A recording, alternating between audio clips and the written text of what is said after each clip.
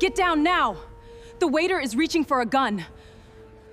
Why is that waiter wearing my family's silver crane cufflink? I saved you, yet you let them call me the traitor. Then explain why your badge opened the service door.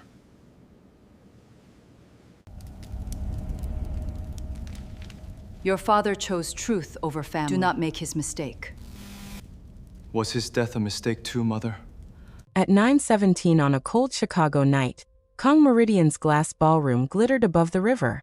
Korean CEO Kang Min-jae approached the microphone to announce an audit that could change his family's company. Maya Bennett stood behind him in a deep emerald gown. She was his ethics director, his private love for 9 months, and the only person watching the waiters instead of the cameras. One waiter reached beneath his jacket. Silver flashed at his wrist. A crane-shaped cufflink. Maya saw the gun before anyone heard the first scream. She struck Min-jae's shoulder with both hands. He fell behind the stage as the shot cracked through the music. The bullet entered below Maya's collarbone. Min-jae caught her before she hit the marble. Blood spread across her dress and his shirt. Maya's fingers locked around something torn from the gunman's sleeve. "The crane came from inside," she whispered. Then her eyes closed. If you believe saving someone should earn truth, not suspicion, subscribe, like this video, comment, "I believe Maya," and turn on notifications. Stay close, because the clue in her bloody hand will expose a betrayal no one sees coming. Maya survived 4 hours of surgery, but before she woke, someone had already changed the story. At sunrise, every news station showed 3 clues. Maya's badge had opened the gunman's door. $250,000 had appeared under her name, and an edited message made her promise, "He will not reach tomorrow's vote." Chairwoman Kang Hye-jin stood before the hospital cameras in a pearl gray suit. Her voice never shook.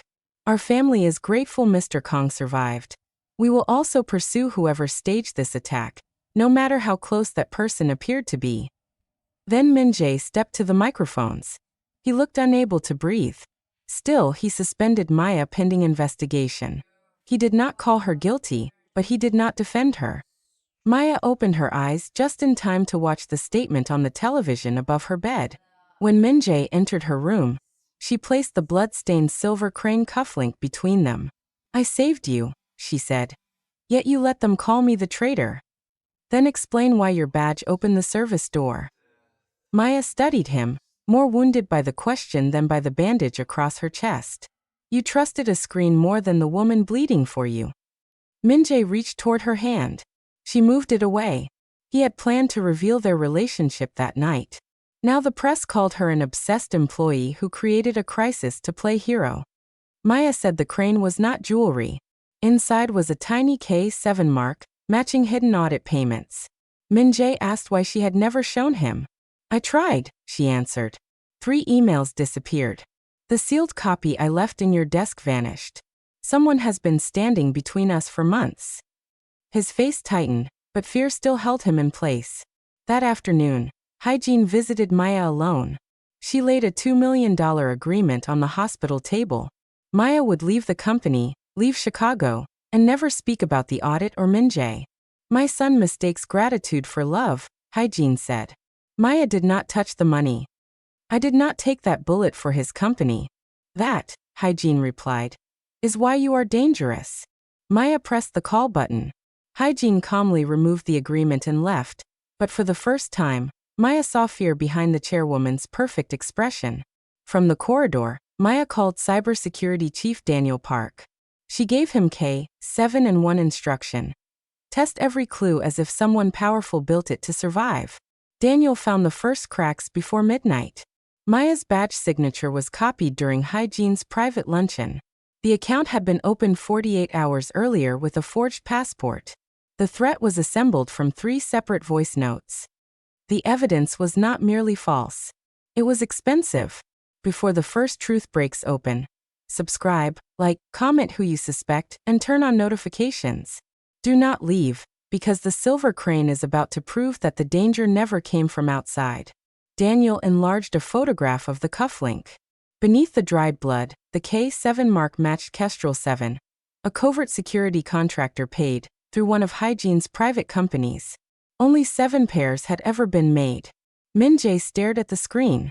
My mother hired them after my father died. Daniel turned toward him. No. The first payment was made 6 weeks before your father died. Everything changed. Min-jae drove through rain to Maya's apartment. He brought no flowers, only the access logs, forged records, and humility he should have brought to her hospital bed. I was wrong, he said. Maya opened the door, but did not invite him closer. An apology tells me you feel pain. Accountability tells me what you will do with it. He asked for the full audit. Maya revealed that hygiene had diverted $48 million from employee pensions and a children's surgical foundation. The next morning's board vote would have removed her. That was why Min-jae could not reach it. Then Maya revealed the leverage hygiene had not anticipated.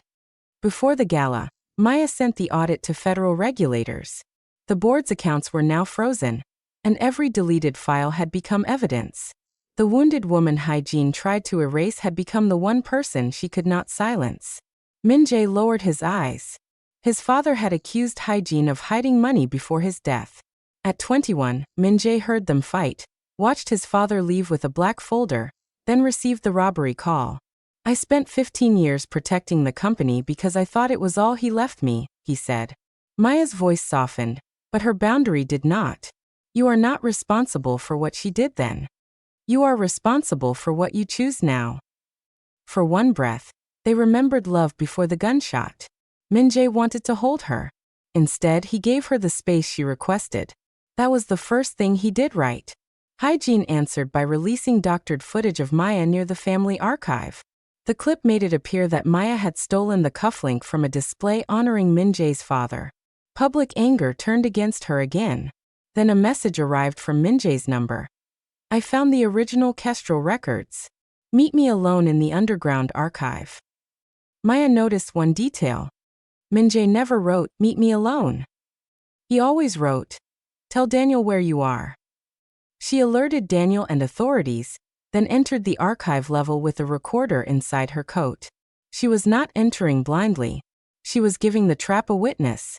In the concrete basement, smoke curled beneath the archive door. Hygiene stood beside a metal drum filled with burning documents. You should have taken the money, she told Maya. Maya kept her injured arm close to her body. You should have trusted your son to survive the truth. Hygiene smiled. Truth is a luxury built by whoever owns the room. Behind the wall, Daniel copied the last contractor drive. Min-jae listened from the stairwell, waiting for the confession they needed. Before the biggest secret is heard, subscribe, like, comment, play the recording, and turn on notifications. Stay with Maya now, because the first hit was not the first time hygiene chose power over family. Maya placed the silver crane on a steel table. Kestrel 7, she said. Your private contractor. My clone badge. Your shell company. You ordered the gala hit. Hygiene's calm finally cracked. Min-jae was going to destroy everything his father and I built. The shooter was told to make it quick. You were never supposed to move. Min-jae stepped from the stairwell. His mother looked at him as if a ghost had entered the room. Your father chose truth over family, she said. Do not make his mistake. Min-jae's voice was barely audible. Was his death a mistake too, mother? Daniel's voice came through the speaker. The drive had opened. First came an audio order recorded 3 days before the gala. Hygiene's voice instructed Kestrel 7 to copy Maya's badge, plant the payment, and ensure Min-jae never reached the board vote. Then Daniel played a file dated 15 years earlier. My husband reaches the prosecutor at 8, Hygiene said on the recording. Stop his car before then. Make it look ordinary. Min-jae closed his eyes. The company he had protected was not his father's legacy. It was the reason his father had been killed. Hygiene reached inside the burning file drum and pulled out a small pistol sealed in plastic. Min-jae moved between her and Maya. Maya stepped beside him, not behind him. I do not need a shield, she said. I know, he answered. I am standing with you. Daniel triggered the security lockdown. Steel doors sealed. Authorities entered from both stairwells before Hygiene could fire. As they led her away, she told Min-jae the company would die without her. He looked at Maya's blood on the silver crane and said, then we will build something that deserves to live. The next morning, Min-jae faced the board, employees, and cameras. Maya sat at her own table, not as decoration, but as the woman who preserved the evidence. Min-jae released the recordings and admitted failing Maya when fear was loud.